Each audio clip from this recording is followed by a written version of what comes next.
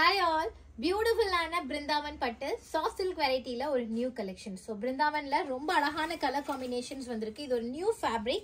Upper and lower side ல அழகான காஞ்சிபுரம் கெட்டி ஜெரி border கொடுத்திருக்காங்க. And body ஃபுல்லாவே வந்து பாத்தீங்கன்னா உங்களுக்கு golden antique colorல உங்களுக்கு அழகான ஜரிகை கொடுத்திருக்காங்க.